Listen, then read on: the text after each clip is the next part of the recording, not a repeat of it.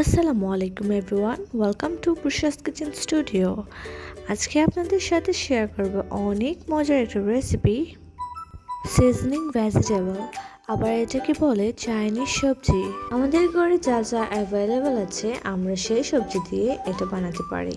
আমি ডিটেলসে দেখিয়ে দিয়েছি কি কি আমি ইউজ করব আজকে।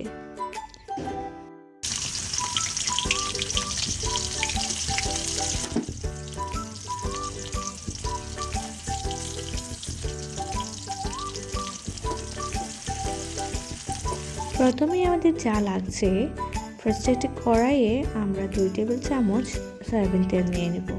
এর মধ্যে হাফ কাপ কেটে রাখা পেঁয়াজ দিয়ে দেব আর পরিমাণ মতো লবণ দিয়ে দেব। এবার আস্ত জিরা দিয়ে ভালো করে ভেজে নিতে হবে। আর এই সবজিতে আপনার পছন্দের মতো যে কোনো ইনগ্রিডিয়েন্টস অ্যাড করতে পারেন। এখানে আমি কাঁচামরিচ অবশ্যই দিব পরে ফ্লেভারের জন্য, আর কালারের জন্য দিয়ে দিচ্ছি শুকনো মরিচ, তেজপাতা, দালচিনি দিয়ে দেব, এলাচিও দেওয়া যায়, আমি আজকে ইউজ করব না। এবার আমাদের প্রথমেই যে স্টেপটি ফলো করতে হবে তা হলো যে ভেজিটেবলসগুলো আমরা ইউজ করব তার মধ্যে যেগুলো একটু শক্ত থাকবে বা যেগুলো একটু বড় করে কাটা তা আগে দিয়ে দিতে হবে, যেন একটু হালকা করে সিদ্ধ হয়ে যায়, তারপরে ডেকে দিতে হবে। এইভাবে করে প্রত্যেকটা প্রসেস করতে হবে। একে একে সব সবজি একসাথে মিক্স না করে অল্প অল্প দিয়ে নাড়াচাড়া করে তারপর ডেকে দেব। এরকম করলে সবজিগুলা সহজেই মিক্সড হয়ে যাবে আর কাঁচা থাকবে না। প্লাস যদি আমরা সব একসাথে দিয়ে দিই তাহলে কিন্তু এক একটা সবজি, কদু, আলু এগুলো সিদ্ধ হয়ে যায় তাড়াতাড়ি। তখন দেখা যাবে যে অন্য সবজিগুলো কাঁচা থেকে গেছে আর বাকিগুলা একদম সিদ্ধ হয়ে মিক্সড হয়ে গেছে বা গলে যেতেও পারে। এই চাইনিজ সবজিটার ভ্যারিয়েশনটা এরকম হবে যে সব সবজিগুলো অ্যাড করা যাবে, আর যত বেশি কালারফুল সবজি অ্যাড করা যায় এটা দেখতে যেমন সুন্দর লাগে খেতেও তেমন টেস্টি।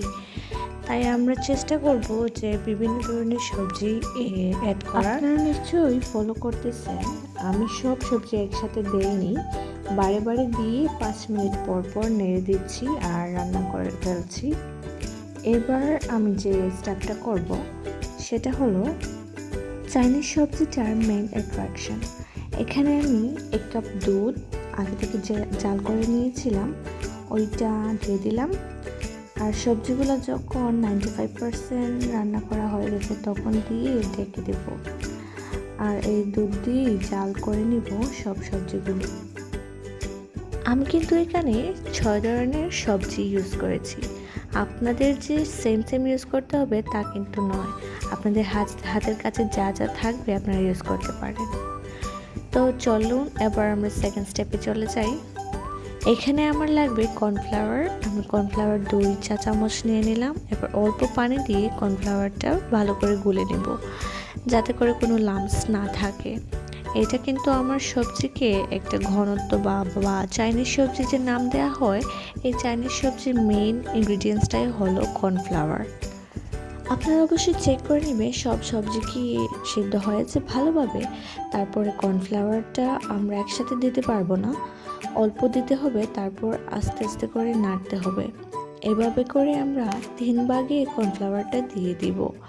কর্নফ্লাওয়ার পানিটা দেওয়ার পর আমরা বেশিক্ষণ আর জাল দিতে পারবো না বা কুক করতে পারবো না, কারণ তারপরে গিয়ে এটা বেশি আঠালো হয়ে যাবে এবং সবজিগুলো ভেঙে যাওয়ার চান্স থাকে।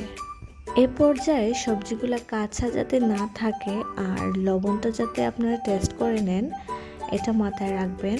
তারপরে ঢেকে 5 মিনিটের জন্য রান্না করে নেবেন।